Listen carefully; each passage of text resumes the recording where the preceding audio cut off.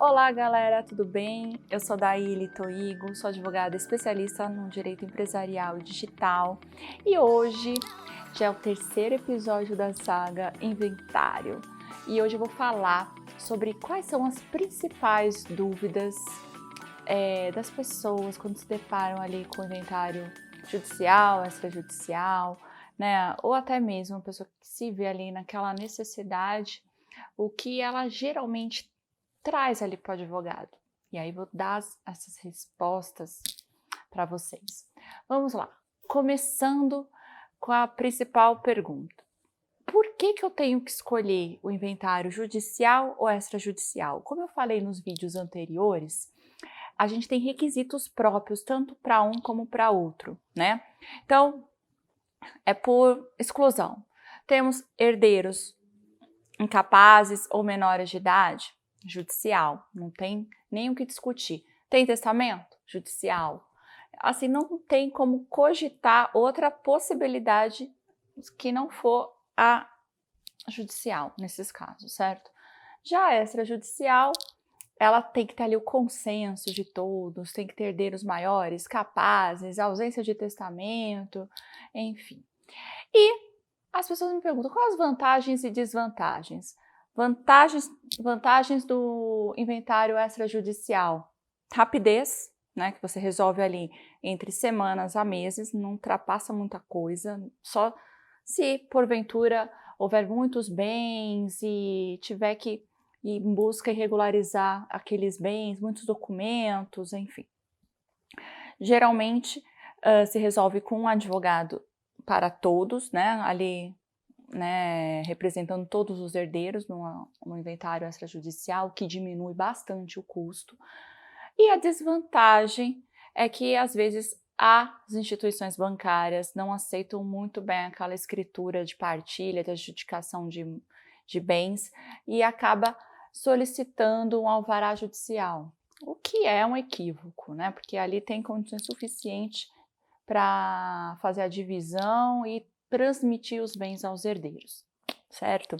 Já o inventário judicial, a desvantagem dele é a morosidade, porque demora muito mais, o custo elevado, porque a gente compreende ali custas judiciais, honorários advocatícios, honorários periciais, deslocamentos, enfim, tem um custo exacerbado até com a proposição de ações autônomas para discussão de outras matérias que não é da competência ali do próprio inventário judicial, ou seja, eventual litígio entre esses herdeiros acaba indo para uma outra seara, para uma ação ordinária, e isso acarreta custos maiores judiciais e também com honorários do advogado, há um desgaste enorme também.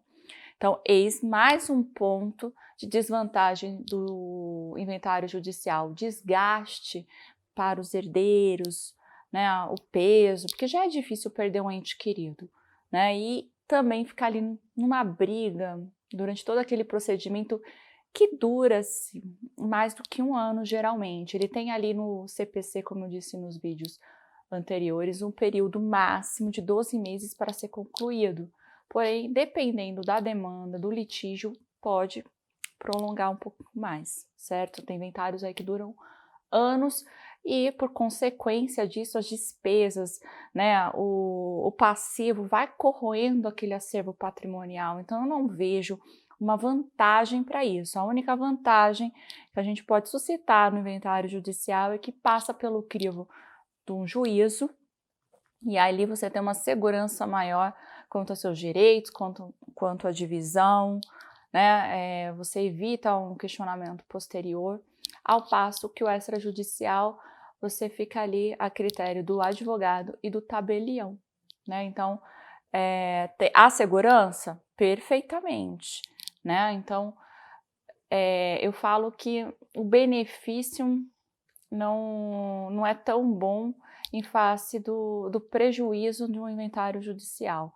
Eu sempre sugiro ir pela via amigável, com o consenso, né, uma coisa mais rápida, para também não corroer o que foi deixado, né? Porque numa disputa dessa, quem ganha são os advogados, o próprio aparato ali judiciário. É complicado. Bem, outra pergunta de praxe é sobre alienação de bens durante o procedimento de inventário.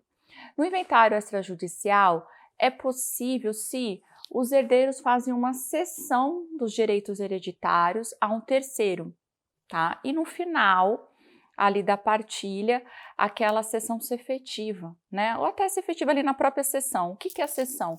Você transmite seus direitos hereditários de um bem, seu direito sobre aquele bem, a um terceiro, que eventualmente é o comprador, e ali ele toma posse do imóvel, ele compra aquele imóvel, né? Uma cessão onerosa. Então, é possível, sim, diante desse caso, e havendo a consensualidade, o acordo entre os herdeiros, todos concordando nesse sentido.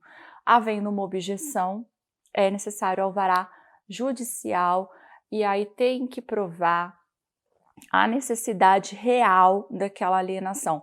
Por exemplo, se é para manutenção do próprio espólio, para que ele não pereça, para que ele não se perca no tempo, né? De repente, precisa vender um ativo para custear as despesas, a manutenção daqueles bens do espólio. Muitas vezes a gente consegue isso, não geralmente em primeiro grau, mas sim num tribunal, né? Eu falo aí, já dou a dica processual para coisa. No inventário judicial é possível sim, diante desse alvará. Se há concordância dos herdeiros, mais rápido será e melhor será. Né, havendo uma disputa ou alguma objeção, ninguém é obrigado a ficar em condomínio, né? Então, sendo o produto final que vai eventualmente acontecer no final de uma partilha, que é, de repente, todos os herdeiros serem donos de um determinado bem, e aí cabe àquele que não quiser fazer a dissolução daquele condomínio, você traz isso através de uma liminar para aquele tempo presente ali, né? E consegue, de repente, já alienar, já dissolver o que vai de fato acontecer no futuro, certo? Outra dúvida, custos, né? O custo eu já falei, o inventário extrajudicial, você tem um custo com cartório, com a lavratura ali da escritura, tem um imposto, um advogado. Já o judicial é uma coisa maior, né? Temos ali as custas judiciais, a gente tem honorários, tem perícia, tem custo com outras demandas, então é mais pesado. Bem, e os pontos em comum? Primeiro que é o prazo. O inventário tem que acontecer em até 2 meses da data do óbito, sob pena de pagamento da multa sobre o imposto de transmissão causa-morte, do ITCMD. Então, em ambas as hipóteses, tem que ser aberto o inventário, tem que propor a ação de inventário e partilha até 2 meses da data do óbito. Há necessidade do advogado, independente se é um inventário extrajudicial, e haverá incidência do imposto em qualquer um dos casos. Certo? Pessoal, eu deixo aqui livre para vocês comentarem, trazer sugestões de conteúdo. Meu Instagram também está aberto para vocês. Me sigam lá no Daily Tuigo ADV. Eu geralmente respondo os directs, os comentários. Será ótima interação com vocês. É muito importante para mim. E não esqueçam de se inscrever aqui no canal, ativar o sininho para toda vez que eu tiver um vídeo publicado, vocês conferirem aqui. E é isso, tá? Obrigada pela atenção e até a próxima.